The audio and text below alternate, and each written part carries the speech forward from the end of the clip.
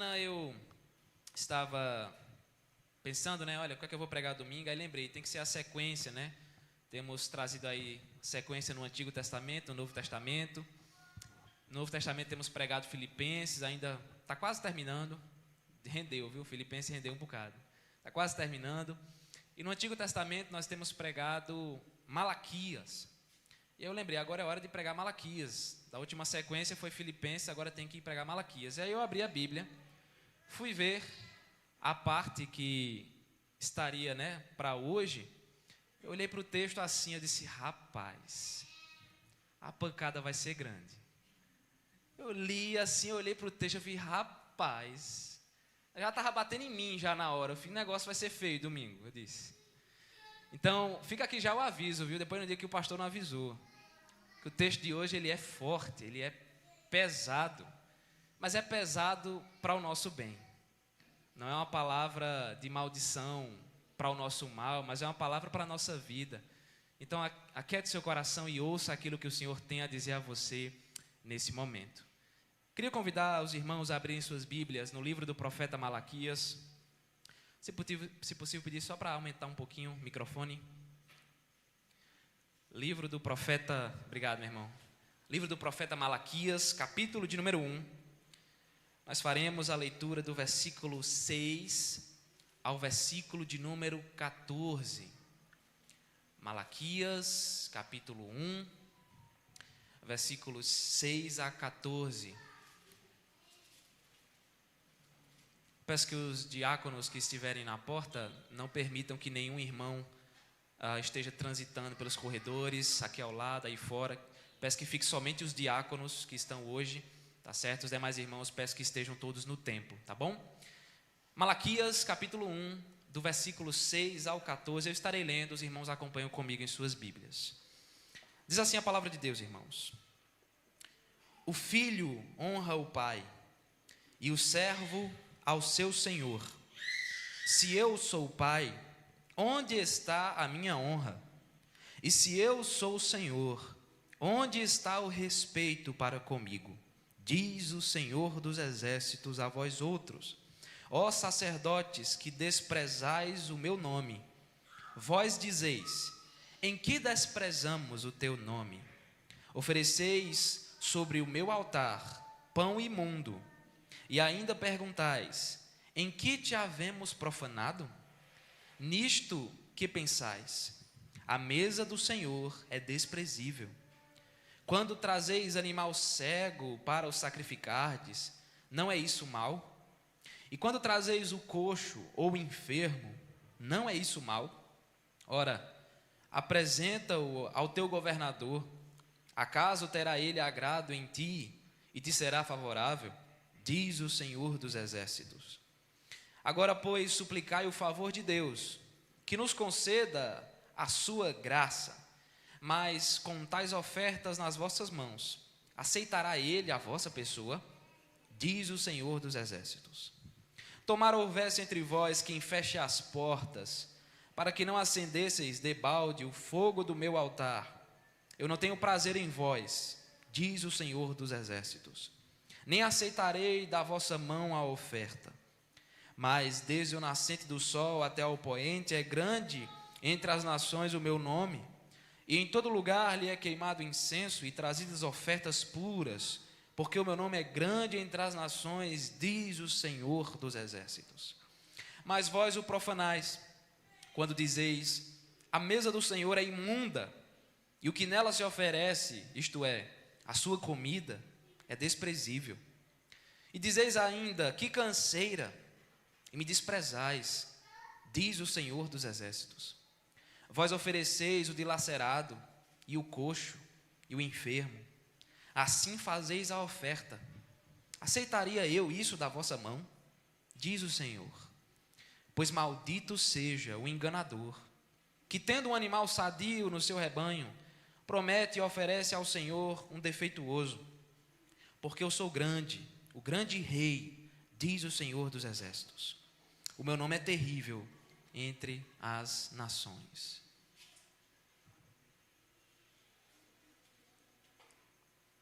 Vamos lá, né? Imagine que um marido queira apresentar, ou presentear, melhor dizendo, a sua esposa no aniversário de casamento.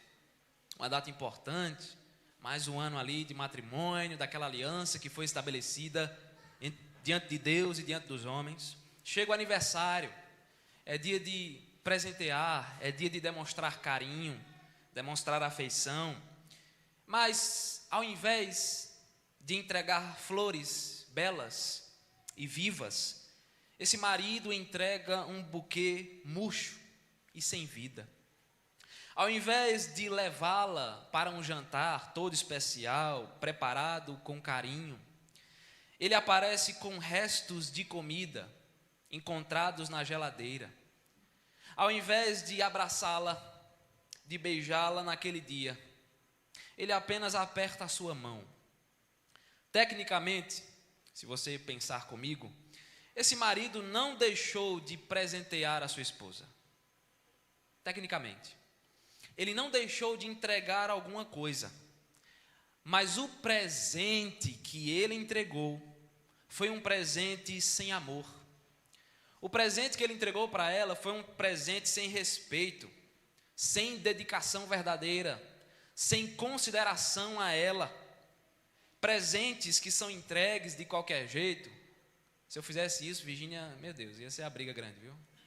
Presentes que são entregues de qualquer jeito, com desprezo, com indiferença, são presentes que não valem de absolutamente nada. E isso nós conseguimos ver nesse texto que nós acabamos de ler. Fazia 100 anos que o povo havia voltado do cativeiro babilônico. Lembre-se que chega um período da história que, por causa da idolatria e do pecado de Israel, Deus levanta a Babilônia na pessoa de Nabucodonosor para levar o povo cativo, em escravidão, em opressão. Mas eles retornam. E nesse período histórico, fazia 100 anos que eles haviam retornado, chegando novamente até a terra de Canaã, a terra prometida. Só que agora a situação era diferente. Agora não se via mais a mesma glória no meio de Israel que antes havia. Não se via mais a mesma prosperidade que abundava no reino anteriormente. As grandes promessas de restauração que foram feitas pelos profetas, como por exemplo o profeta Isaías, o profeta Jeremias, essas promessas aparentemente não estavam se cumprindo. Parecia que era tudo mentira, parecia que era tudo ilusão. O novo templo que fora construído, uma vez que o templo que foi construído por Salomão foi derrubado, o novo templo era menor que o antigo. Ele não tinha a mesma beleza, a mesma riqueza, a mesma majestade. E esse templo ainda estava em processo de construção, de maneira que ele só ficaria pronto na época do rei Herodes, muitos anos à frente. Com isso, o povo começou a ficar desanimado. O povo começou a ficar desmotivado, de maneira que eles não tinham mais nenhum zelo pelo culto a Deus. Eles não tinham mais nenhum zelo pela adoração ao Senhor. A adoração de Israel se tornou vazia. A adoração de Israel se tornou superficial. A adoração de Israel se tornou irreverente.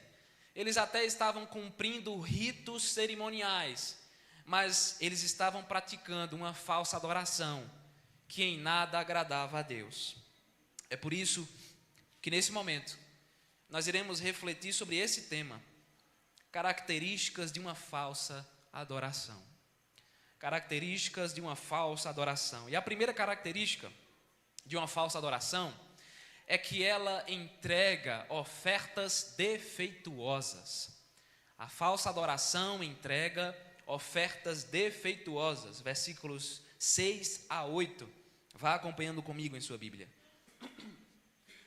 Pela segunda vez, nesse primeiro capítulo, surge aqui no texto uma estrutura que se faz presente, que se encontra ao longo de todo este livro, onde Deus faz uma declaração, o povo questiona a declaração de Deus e logo em seguida o Senhor responde a esse questionamento, mostrando os motivos pelos quais ele fez a sua primeira declaração. Deus afirma o seguinte: O filho honra o pai, e o servo ao seu senhor. Se eu sou o pai, onde está a minha honra? Se eu sou o Senhor, onde está o respeito para comigo? O texto apresenta aqui duas figuras, a figura do pai e a figura do Senhor. O povo de Israel era tratado como um filho de Deus, um filho querido do Senhor, de forma que eles foram amados, eles foram protegidos e tratados com todo o cuidado. Não é à toa que do versículo 1 ao versículo de número 5, Deus está provando o seu amor para com o seu povo, quando ele diz: olha, eu escolhi Jacó, o pai de vocês, eu tenho amado vocês com tudo que eu posso fazer. Mas esse povo não estava honrando e respeitando o seu Pai Celestial. Esse povo não estava se importando com aquele que era o seu querido Pai e que os amava de maneira tão intensa e celestial.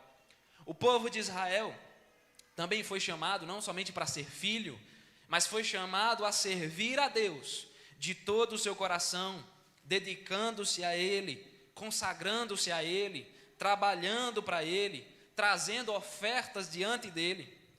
Mas esse povo não estava honrando, não estava respeitando e não estava reverenciando a Deus como soberano Senhor de todo o universo. De fato, como afirma o texto, o filho deve honrar o seu pai. Eu mesmo, quando era criança, se eu desrespeitasse minha mãe, a chinela cantava. O filho deve honrar o seu pai e o servo deve respeitar o seu senhor. Mas não era essa a atitude que os israelitas tinham diante de Deus. Essa denúncia, de maneira específica, ela se refere ao culto que era oferecido ao Senhor. Pois perceba que na sequência do versículo 6, o texto menciona os sacerdotes do povo de Israel. Deus declara que os sacerdotes estavam profanando o seu culto e desprezando o seu santo nome. Os sacerdotes então respondem fazendo uma pergunta. Final do versículo 6, veja. Eles dizem: Em que desprezamos nós o teu nome? Isso aqui se trata, mais uma vez, de uma resposta cínica. Eles respondem como se não estivessem fazendo nada de errado. É como se eles olhassem para Deus e dissessem: Senhor, o que é que nós estamos fazendo de errado? Me mostra aí então o erro. Qual é o nosso desprezo? Qual é o nosso pecado? E a partir do versículo 7, Deus começa a explicar como eles estavam desprezando o seu nome. Deus, é como se Deus dissesse: olha, então vocês querem saber como é que é? Eu vou dizer. E veja o que Deus diz. Ele diz o seguinte: vocês estão oferecendo pão imundo sobre o meu altar. Os sacerdotes deveriam colocar no altar de Deus apenas ofertas puras, santas e agradáveis. Mas o que eles estavam levando para o Senhor eram ofertas sujas, pecaminosas e irreverentes. Na sequência, Deus diz: vocês estão me oferecendo ofertas pecaminosas, e ainda assim, vocês têm a coragem de perguntar sobre onde se encontra a profanação do meu culto. Vocês estão trazendo imundícia, sujeira, pecado perante a minha presença, e ainda assim conseguem abrir a boca para me perguntar onde está o erro de vocês. No final do versículo 7, Deus afirma que quando os sacerdotes agiam dessa forma, levando imundícia perante o Senhor, era como se eles dissessem, é como se eles abrissem a boca para dizer que a mesa do Senhor merece apenas desprezo. A palavra mesa aqui, que surge no texto, é uma metáfora para o altar onde as ofertas eram servidas ao Senhor. Sempre tinha o altar ali onde as ofertas eram colocadas, sacrificadas, queimadas. Esse é o significado da palavra mesa. No versículo 8, Deus explica como essas ofertas estavam sendo imundas e pecaminosas. O culto no Antigo Testamento, ele era composto por diversos tipos de ofertas que eram trazidas ao templo pelos israelitas. Alguns exemplos: ofertas queimadas, ofertas pelo pecado, ofertas de gratidão, ofertas de cereais, todas elas descritas e legisladas pela lei de Moisés. Ou seja, todas as ofertas deveriam ser oferecidas do jeito que o próprio Deus havia ordenado em sua lei. O povo não deveria ofertar segundo o que achasse melhor no coração, segundo o que pensasse que deveria ser entregue, mas toda a legislação dessas ofertas no culto eram descritas pela lei de Moisés. E quando um animal era trazido para ser sacrificado no altar, ele também não podia vir de qualquer jeito. Não podia ser qualquer animal, precisava ser um animal sem defeito, o melhor animal do rebanho, e os sacerdotes, eles eram os responsáveis por examinar aquele animal para garantir que o sacrifício fosse agradável a Deus. O que é que estava acontecendo então? Versículo 8 responde: o povo estava trazendo para o ato do sacrifício animais cegos, animais coxos e animais enfermos. Ou seja, eles estavam trazendo animais doentes para o Senhor. Eles estavam trazendo animais cheios de defeitos, algo que era expressamente proibido pela lei de Moisés. E o que é que os sacerdotes estavam fazendo? Eles estavam rejeitando? Não, eles estavam permitindo tudo isso. Esses homens, eles eram responsáveis pela adoração de Israel, mas ao invés de zelarem por essa adoração, eles mesmos estavam profanando o culto que era oferecido ao Senhor, permitindo que animais defeituosos fossem oferecidos no altar. O israelita trazia, está aqui o animal cego, coxo, doente, feio. O sacerdote olhava, só tem esse, só. Então vai esse mesmo. Toma aí, Deus. No final do versículo 8, Deus ainda afirma o seguinte: ora, apresenta-o ao teu governador. Acaso terá ele agrado em ti e te será favorável? Em outras palavras, o que é que Deus está dizendo? Ele está dizendo o seguinte: se vocês, israelitas, levarem esse animal defeituoso e doente para que ele seja entregue como oferta, por exemplo, ao governador de vocês, a um homem, a um ser humano, a uma autoridade do homem, a uma autoridade humana, se vocês levarem essa oferta defeituosa, com certeza ele não vai aceitar. Se vocês chegarem na casa de um governador trazendo uma ovelha doente, feiosa, fedida, ele não vai aceitar, com certeza ele vai se sentir muito ofendido. E se um simples homem não aceitaria essa oferta, como vocês podem esperar que eu, o Senhor de todo o universo, aceite o que vocês estão querendo me entregar? Não havia aqui mais zelo com o culto, e por causa disso, Israel tornou-se um filho ingrato. Israel, diante de todo o amor, de toda a misericórdia, de toda a graça que Deus estava demonstrando para com eles, se tornou um filho ingrato, que não respeitava o seu pai, que não honrava o seu pai, que não fazia questão pelo pai que tinha.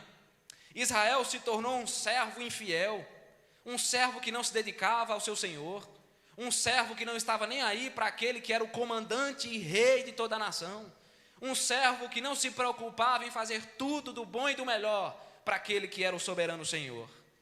Uma das principais características de uma falsa adoração é a entrega de ofertas defeituosas.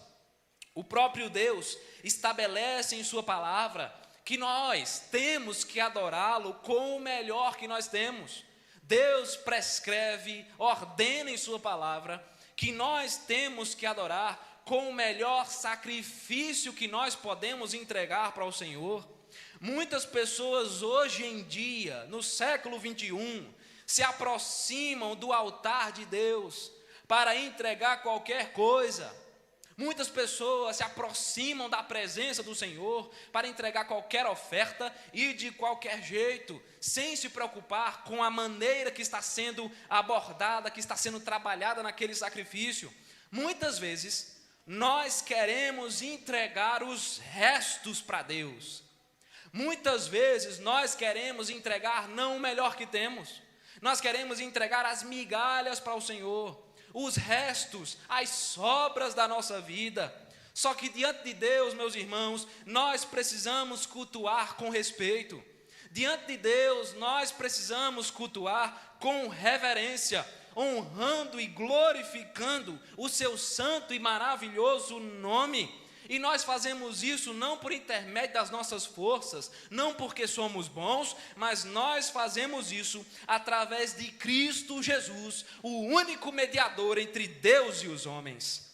É pela mediação de Cristo que nós podemos adorar a Deus de maneira correta.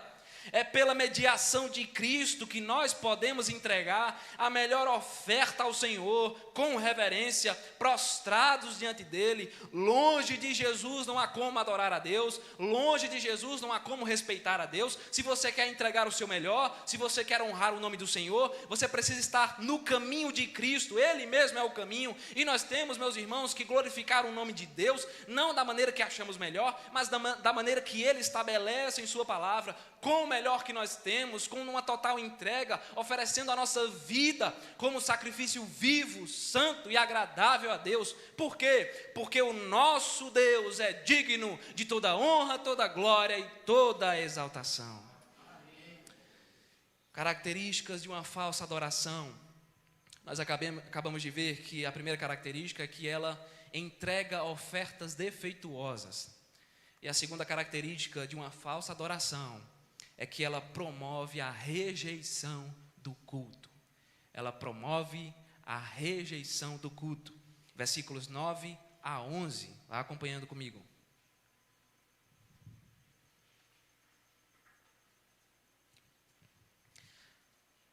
No versículo de número 9, parece que Deus lança uma espécie de desafio para o povo. Em outras palavras, é como se ele estivesse dizendo o seguinte: quer saber de uma coisa? Façam um teste. Tragam esses animais defeituosos e doentes. Tragam essas ofertas imundas, sujas. E clamem pelo meu nome. Clamem pela minha presença. Para vocês verem se eu vou me agradar de vocês. Façam um teste. Está achando que está certo? Então testa aí, para ver se eu vou aceitar o culto. Para ver se eu vou receber essa adoração asquerosa, suja, imunda. Com essa fala, Deus claramente está sendo irônico. Os sacerdotes, membros da tribo de Levi, tinham a função de cuidar do culto que era oferecido a Deus. Eles eram pastores de tempo integral, inclusive, porque eles eram sustentados a partir das ofertas que eram entregues no templo. Sua maior tarefa, a maior tarefa dos sacerdotes, era conhecer a lei de Deus, para que quando o povo trouxesse um sacrifício, os sacerdotes dissessem se ele era válido ou não. Eles tinham autoridade para dizer: ó, isso aqui não pode, isso aqui não vai ser oferecido não, leve de volta, traga outra coisa, de acordo com a palavra de Deus. Eles sabiam exatamente como Deus gostaria de ser adorado, porque todos esses detalhes se encontravam registrados na lei. Então, toda essa bagunça não foi por falta de conhecimento. Toda essa bagunça não foi por falta de aviso. Não foi por falta de palavra sendo dita, sendo pregada, sendo escrita, registrada, propagada entre o povo. Não foi por falta disso. Foi por falta de devoção. Toda essa bagunça foi por falta de obediência. Foi por falta de temor a Deus. Essa falsa adoração era um reflexo da vida do povo. Era um reflexo da vida dos próprios sacerdotes, que estavam com o coração distante do Senhor. O povo estava longe de Deus e queria adorar a Deus de maneira pecaminosa. Os sacerdotes, ao invés de corrigirem isso, também estavam distantes de Deus e também permitiam que essa adoração falsa e pecaminosa fosse entregue ao Senhor. Lembre-se de uma coisa, eu já disse isso aqui: não há como separar a adoração do adorador. Não há como. Um coração que está distante do Senhor e da sua palavra, jamais conseguirá ofertar uma adoração que seja agradável diante do Rei de todo o universo. Ainda que esse povo oferecesse sacrifícios 15 vezes ao dia, mas fosse nesse padrão aqui reprovável, Deus não receberia, Deus não aceitaria, Deus não se agradaria. Podia ser o dia inteiro de culto, vamos cultuar de 1 da manhã até meia-noite do outro dia, Deus não ia receber. A situação era tão séria, que no versículo de número 10, Deus faz uma declaração muito forte. Ele diz: tomara houvesse entre vós quem feche as portas, para que não acendesseis debalde o fogo do meu altar. A expressão fogo do altar diz respeito ao local onde os animais eram sacrificados, onde eles eram queimados diante do Senhor. Lembre-se, o animal ele era queimado e aquela fumaça subia na presença de Deus. Aquele fogo, ele era aceso em vão. Ele era aceso em vão quando o povo trazia animais defeituosos para serem queimados. Em outras palavras, o que Deus está dizendo é: quem dera aparecesse um sacerdote ajuizado, que visse toda essa falsa adoração, que visse toda essa bagunça e decidisse fechar as portas do templo para que ninguém sacrificasse mais nada. Veja o que Deus está dizendo. Ele está dizendo: é melhor que o templo seja completamente fechado do que ele ficar aberto para uma adoração suja, sem valor, sem respeito, longe da minha palavra. Veja que coisa tão séria. Deus está mandando o povo ir para casa. O povo estava lá no templo e Deus estava olhando assim: vamos embora. Deus está mandando o povo ir para casa porque o culto deles não está valendo de nada. Que situação triste, lamentável, terrível. Porque o próprio Deus está dizendo que é melhor que um sacerdote feche o templo do que o povo continuar levando esses sacrifícios. Mas por que tudo isso? A sequência do versículo 10 responde. Deus diz: eu não tenho prazer em vós, diz o Senhor dos Exércitos, nem aceitarei da vossa mão a oferta. Isso aqui nos diz uma coisa muito importante, porque o problema não era o animal em si. Porque o animal está doente. Não era o animal em si, mas o que ele representava naquele momento. Todos esses aspectos do Antigo Testamento, o animal que era sacrificado, era tudo representativo. Então o problema não era o animal em si, mas o que ele representava. Aquele animal defeituoso representava a quebra da aliança com Deus. Aquele animal defeituoso representava a quebra da lei de Deus. Ele representava o fato de que o povo deixou de amar a Deus acima de todas as coisas. O povo deixou de honrar o seu Senhor. O animal defeituoso simbolizava a falta de compromisso e a frieza espiritual que existia no meio do povo. É por isso que o Senhor está dizendo: eu não tenho prazer em vocês. Percebe que ele não está falando do animal aqui? Eu não tenho prazer em vocês, eu não estou me agradando de vocês, e é por isso que eu não aceitarei essa oferta, porque ela mostra o quanto que vocês estão distantes da minha presença e da minha palavra. No versículo 11, surge uma afirmação deveras intrigante, porque do jeito que foi traduzido aqui na Bíblia em português, na nossa versão, dá a entender, eu não vou ler o versículo agora, mas se você colocar o olho no versículo, do jeito que foi escrito aqui, dá a entender que enquanto Israel estava profanando o culto, o nome de Deus estava sendo adorado entre todas as nações da terra. Dá a entender isso, se você olhar para o texto. Só que se fosse assim, nós teríamos aqui um erro teológico. Nós teríamos um erro doutrinário. Não faz sentido, porque nesse momento histórico, Israel era a única nação que conhecia o culto a Deus. As demais nações, elas não tinham a lei de Moisés. As demais nações, elas não tinham a prescrição do culto. As demais nações adoravam falsos deuses. Logo, o culto delas, o culto dessas nações, era falso, era profano. O culto pagão, o culto idólatra sempre foi rejeitado pelo Senhor. Como então Deus estaria sendo adorado entre as nações? Como assim? E agora? Isso se resolve gramaticalmente. Lembre-se que a Bíblia não foi escrita em português. O Antigo Testamento foi escrito em hebraico. Então a gente resolve aqui de maneira gramatical. Porque a melhor maneira de se traduzir esse texto seria colocando os verbos no futuro e não no presente. Dessa forma, o texto ficaria assim: mas, desde o nascente do sol até o poente, meu nome será grande entre as nações. E em todo lugar lhe será queimado incenso, e trarão ofertas puras, porque o meu nome é grande entre as nações, diz o Senhor dos Exércitos.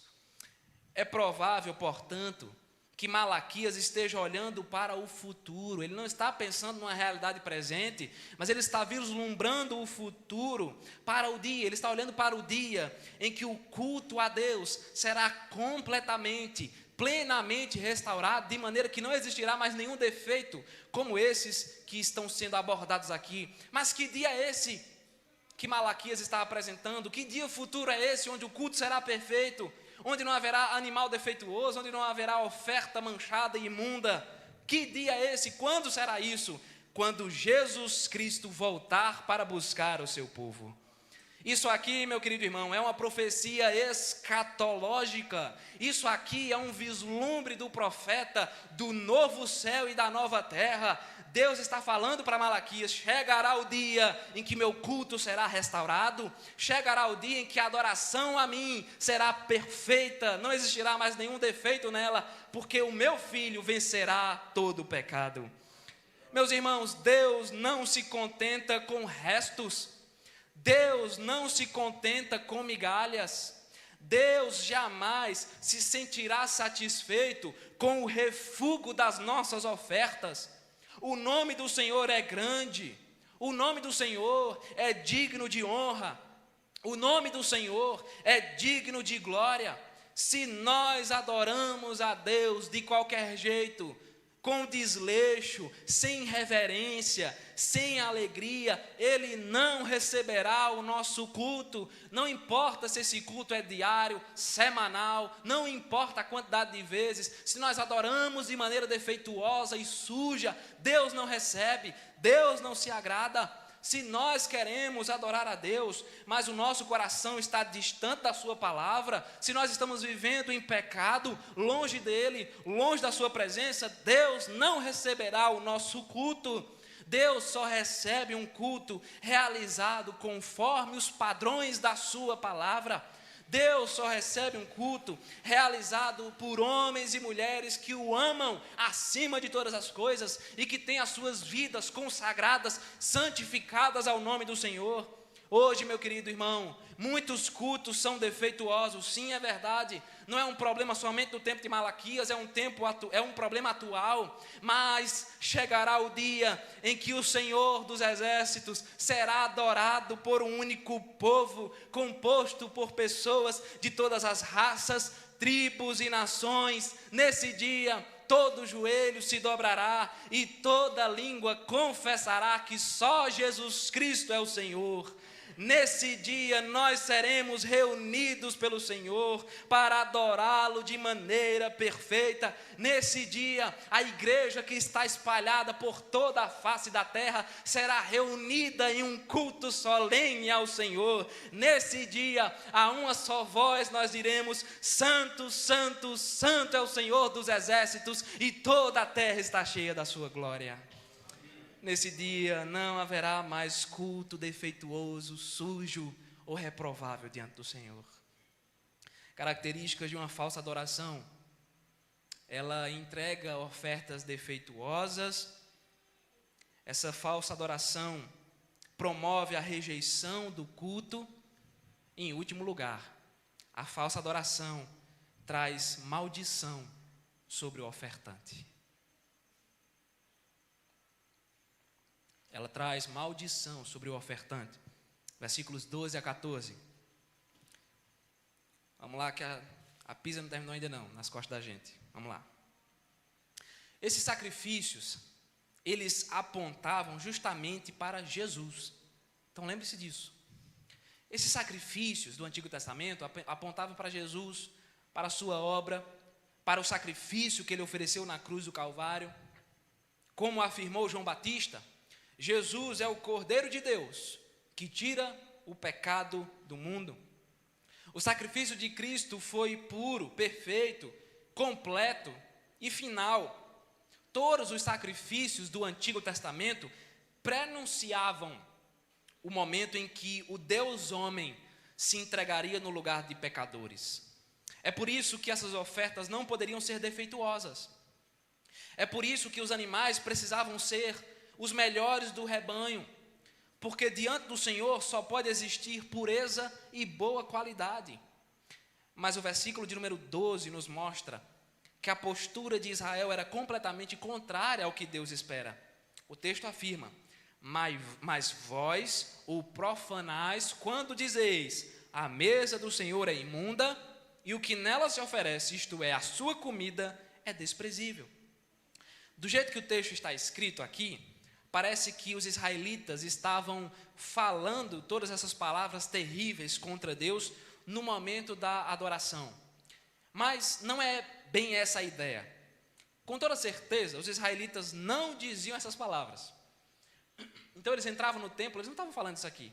Até porque lá atrás, se você lembra, se você está prestando atenção, no versículo 6, os sacerdotes estavam perguntando a Deus: no que é que nós estamos desprezando o teu nome? O que é que nós estamos fazendo? O que é que nós estamos fazendo falando que é pecado dessa forma?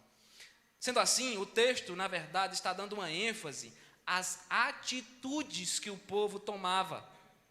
Isso significa dizer que quando o povo oferecia sacrifícios defeituosos, era a mesma coisa deles abrirem a boca e dizerem: a mesa do Senhor é imunda.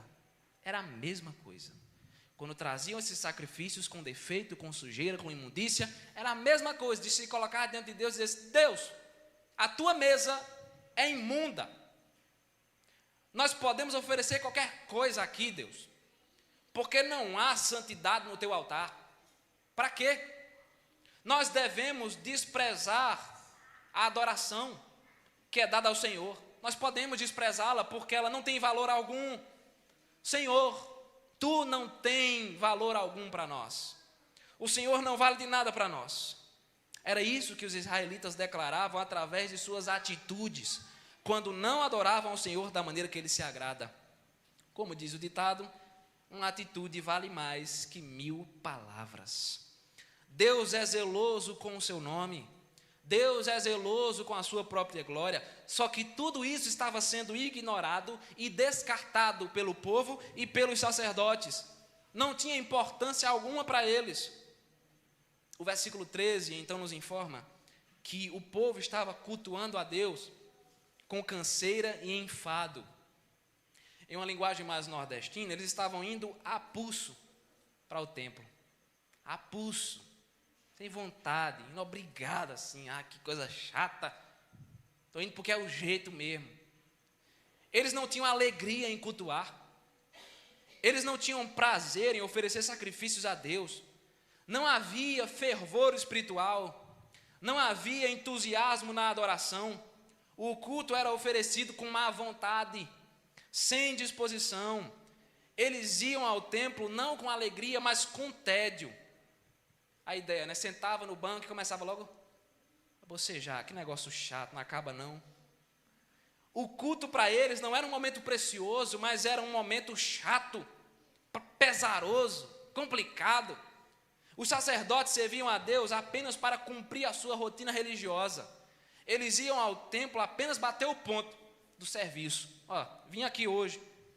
E com todas essas atitudes, como afirma o versículo 13, eles estavam desprezando o Senhor e fazendo pouco caso do seu culto. Além de oferecerem um animal coxo, doente, dilacerado, cego, tudo isso era acompanhado de uma tremenda má vontade, de uma tremenda indiferença e indisposição. Como é que Deus poderia aceitar um culto realizado dessa forma? Como? Como é que Deus poderia se agradar de uma adoração feita em todas essas condições pecaminosas? Mas você acha que fica por isso mesmo? Fica não, de jeito nenhum. Ao contrário dos homens desse mundo, Deus jamais fica de braços cruzados. A primeira parte do versículo 14 afirma o seguinte, olha comigo para o texto. Pois maldito seja o enganador, que tendo um animal sadio no seu rebanho, promete e oferece ao Senhor um defeituoso. Aquele que adora a Deus dessa forma reprovável e pecaminosa é chamado de enganador. Isso aqui é forte, viu? Por quê? Porque é isso que ele tenta fazer. Em seu rebanho ele tem um animal forte. Não é por falta não. Tem um animal forte, saudável, bonito. Daí ele promete que vai oferecer esse animal como oferta a Deus. Senhor, esse aqui é teu, eu vou entregar no dia do culto. Eu vou oferecer no templo. Mas quando chega o dia de ir ao templo, ele leva um animal doente, feio e fraco, profanando assim o altar do Senhor. Essas pessoas tentavam enganar a Deus, assim como tentaram Ananias e Safira. Essas pessoas tentavam enganar a Deus, mentindo contra ele, mas a Deus ninguém engana. É por isso que o texto diz enfaticamente, maldito é aquele que tenta enganar a Deus. Aquele que adora a Deus do jeito errado, realizando sacrifícios defeituosos e profanos, adorando com má vontade, com desprezo, sem alegria, com preguiça, com tédio, esse recebe sobre a sua vida maldição da parte de Deus, o grande rei temível entre as nações. Irmãos, o culto a Deus não é brincadeira, nunca foi. Desde Caim e Abel, você lembra que Deus reprovou a oferta de Caim? Não se agradou dele, rejeitou a vida dele. O culto a Deus nunca foi brincadeira. No Antigo Testamento, no Novo Testamento, hoje, o culto a Deus é uma coisa séria. Com Deus não se brinca, de Deus ninguém zomba. Aqueles que profanam o altar do Senhor são amaldiçoados por Ele. Existem pessoas que querem ser abençoadas por Deus, querem receber as bênçãos de Deus, os presentes de Deus, mas na hora de vir ao culto adorar, fazem isso de qualquer jeito, com desleixo, com irreverência, sem compromisso. Muitas pessoas prometem entregar o melhor de suas vidas para Deus. Senhor, o melhor é teu, porque o Senhor é o meu maior amor. Elas prometem entregar o melhor para Deus, mas quando chega o dia de entregar, elas só entregam os restos, elas só entregam as sobras. Como é que nós queremos ser abençoados por Deus, se ao mesmo tempo nós não queremos ter um compromisso sério com Ele? Como nós amamos tanto as bênçãos de Deus, se não amamos o Deus da bênção? Se nós desprezamos Deus e o seu culto, o que nós receberemos dele, meu querido irmão, será apenas reprovação, disciplina, maldição sobre as nossas vidas. Nós não podemos ser assim, porque se Cristo nos salvou, se Cristo mudou a nossa história, se Cristo nos transformou de dentro para fora, nós somos bem-aventurados, nós somos as pessoas mais felizes desse mundo. Como é bom, meus irmãos, adorar a Deus, como é bom estar na presença de Deus. Cultuar a Deus é um privilégio, cultuar a Deus é graça, é misericórdia sobre a nossa vida, e nós devemos cultuar com alegria, com disposição, porque o culto solene é bênção de Deus sobre a nossa vida, é bênção oferecida, trazida pelo poder de Cristo Jesus, o nosso Senhor. Mas então, o que é que esse texto fala ao nosso coração de maneira particular? O que é que nós aprendemos? E agora, é eu e você, viu? E agora, José? É triste podermos diagnosticar que muitas vezes nós temos agido exatamente como esse povo. Parece que é uma realidade distante, né? Rapaz, que povo terrível. Deixa eu dar uma novidade para você, nós somos iguaizinhos. É triste podermos concluir que nós temos agido exatamente como eles. O domingo é o dia do Senhor. É o dia da ressurreição de Cristo. O dia em que Ele triunfou sobre o pecado, triunfou sobre a morte, triunfou sobre o mundo. No domingo, nós temos a responsabilidade de vir ao templo para, junto de nossos irmãos, adorarmos aquele que é o Rei dos Reis e o Senhor dos Senhores. Quando Cristo ressuscita ao terceiro dia, a igreja do Novo Testamento passa a se reunir no primeiro dia da semana para cultuar, para pregar a palavra de Cristo, para se preencher da presença do Senhor, para participar da Santa Ceia, como nós vamos fazer hoje. O culto do domingo é uma das partes mais importantes da nossa vida com Deus. É uma parte essencial, é uma estrutura basilar que sem ela nós caímos, sem ela nós nos distanciamos de Deus. No culto nós somos consolados. Muitas vezes nós entramos por essas portas quebrados, fracos e saímos daqui renovados pelo poder do Espírito Santo do Senhor. No culto nós somos fortalecidos, Deus nos coloca de pé, sacode a nossa poeira e nos coloca de pé para que possamos enfrentar mais uma semana de lutas e desafios. No culto nós somos confrontados em nossos pecados, para que de segunda a sábado nós possamos ser mais santos diante do Senhor. No culto nós aprendemos da palavra de Deus, que é lâmpada para os nossos pés e luz para os nossos caminhos. O culto é um mandamento de Deus para a nossa vida. O quarto mandamento dos 10 que foram dados a Moisés diz: lembra-te do dia de sábado para o santificar. O sábado era no Antigo Testamento, mas no Novo Testamento esse mandamento se aplica ao domingo. O que mudou foi o dia, mas o princípio permanece o mesmo. Ir ao culto, vir ao templo, é questão de obediência a um mandamento do Senhor. Porque o quarto mandamento não foi revogado. O que nós temos hoje não são 9 mandamentos, são 10, os mesmos 10. O que mudou foi somente o dia. É impossível ser crente e viver sem ir à igreja todos os domingos. Não há como você ter um relacionamento bom com Deus, próximo de Deus, em santidade, em verdadeira adoração, se você não vai à igreja todos os domingos, a não ser que você esteja doente. A não ser que você esteja deitado em cima de uma cama e não possa sair dela. A não ser que você tenha necessidade de trabalhar naquele dia. Acontece. Policial trabalha no domingo. Só por isso ele não quer dizer que ele não é crente. Bombeiro, médico. Existe a necessidade de trabalhar muitas vezes, ou outros tipos de necessidade legítima que a Bíblia abre brecha. Uma necessidade pessoal, legítima, mas tem que ser legítima e verdadeira. Ou então, se você precisar socorrer alguém naquele dia, precisei levar a minha mãe no hospital, tudo bem. Você não vai sofrer por causa disso, não vai ser reprovado por causa disso. Fora isso, dentro desses padrões, necessidade e obra de misericórdia, fora isso, não há desculpa que justifique a nossa falta no culto.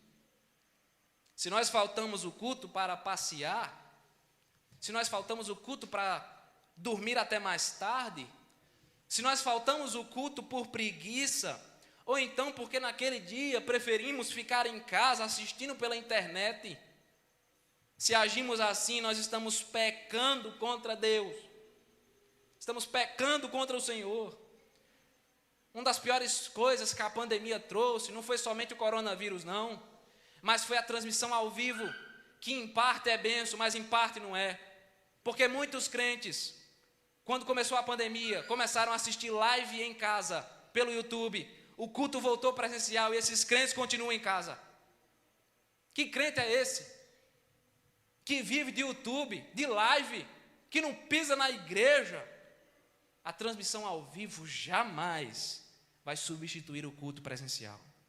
Jamais. Só assistir não é suficiente. É uma questão só de necessidade, um improviso ali que você faz quando você não pode ir. Você fica em casa acompanhando pela internet somente quando você não pode ir. Nós precisamos estar aqui para cultuar, não porque esse local é sagrado, ele não é sagrado, mas o culto é sagrado. Quando nós nos reunimos, Jesus está presente. Quando nós nos reunimos, a presença de Deus paira sobre nós. Nós precisamos nos reunir para cultuar. E eu só posso faltar se eu tiver um motivo justo, de acordo com a palavra de Deus, porque há prescrições nela que justifica a falta no culto. Se está fora de qualquer justificativa legítima diante de Deus, é pecado. Assim como mentir, assim como cometer adultério, assim como falar palavrão, é pecado do mesmo jeito. E é um dos pecados mais cometidos pelos crentes da igreja atual. No domingo, o lugar de crente é na igreja. De manhã e de noite, se nada impede. Se nada impede. É de manhã e de noite. Tem crente que não vem para a EBD. Escola Bíblica Dominical. Não vem. O microfone está até dando microfonia. Tem crente que não pisa na escola bíblica. Se tem alguma coisa que impede, a gente entende. Tranquilo, meu irmão. Tranquilo. Mas tem crente que não vem, por quê? Ah, pastor, porque eu não quero. Eu só gosto de ir à noite mesmo. De manhã eu acordo mais tarde, vou fazer uma faxina em casa, vou lavar meu carro, vou dar banho no cachorro, vou fazer feira, vou no mercado, vou dar uma volta na praça. De noite eu vou. Eu posso ir? Posso, mas não quero não. Ah, lá é onde eu aprendo a palavra de Deus, não tem nada não. Eu aprendo em casa. Tem crente que não quer pisar na escola bíblica dominical. Como se não fosse culto também. Mas deixa eu dizer uma coisa para você. A escola bíblica dominical também é culto. Também é ato de adoração a Deus. E se você pode vir e não vem, você está pecando contra o Senhor. Você está pecando contra o Senhor. O domingo é o dia do Senhor. E não a noite do Senhor. Não a manhã do Senhor. A madrugada do Senhor. É o dia inteiro. Do início ao fim.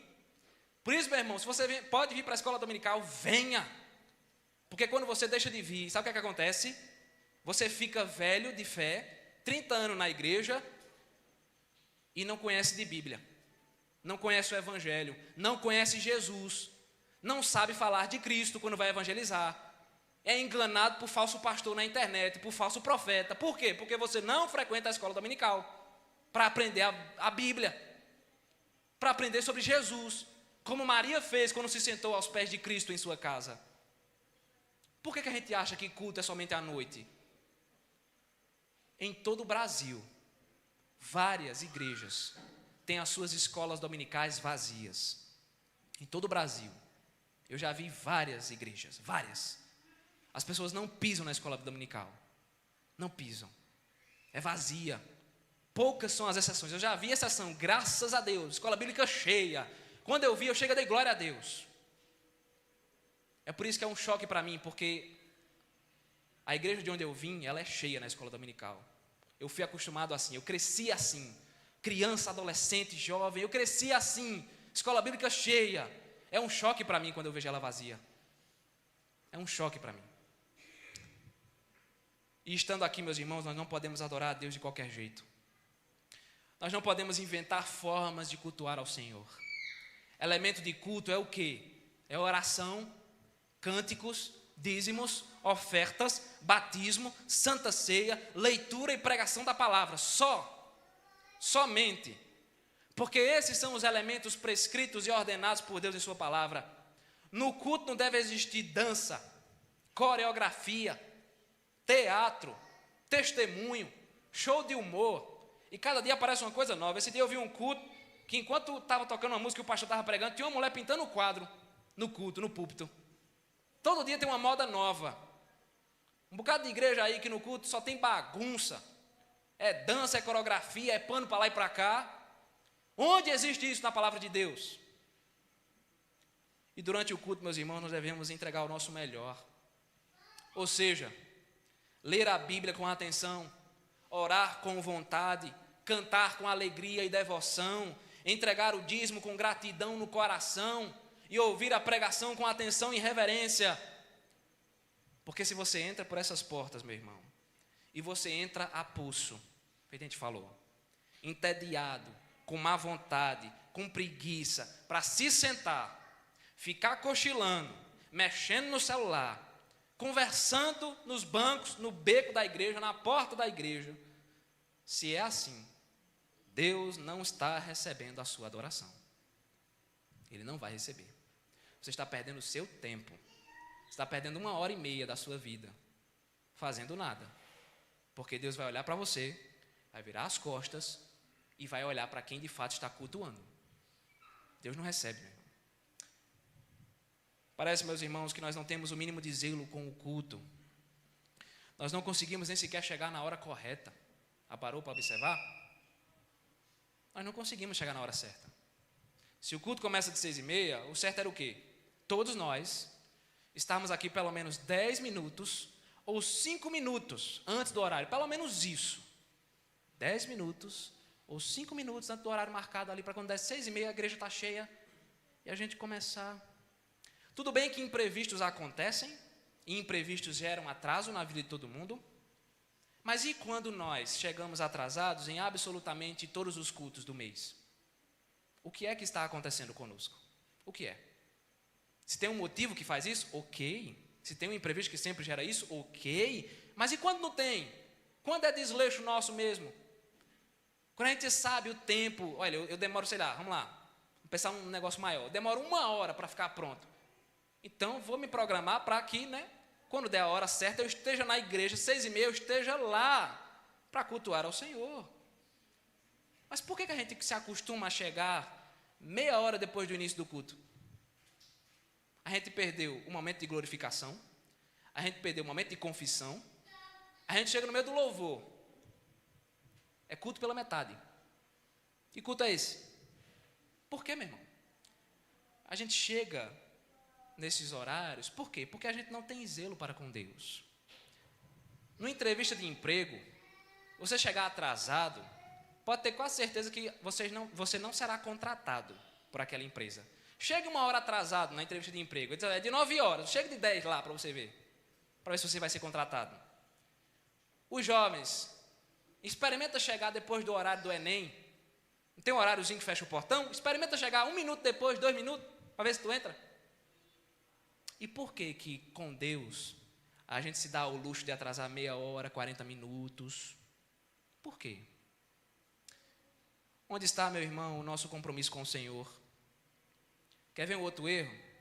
Eu estou falando, está doendo o coração, viu? Mas tem crente que chega na igreja, ao invés de, vamos lá, eu cumprimento o irmão aqui e ali, me assento, fico quietinho, em espírito de oração, vou começar ali a me preparar para o culto ao Senhor, fico quietinho até o culto começar, mas não.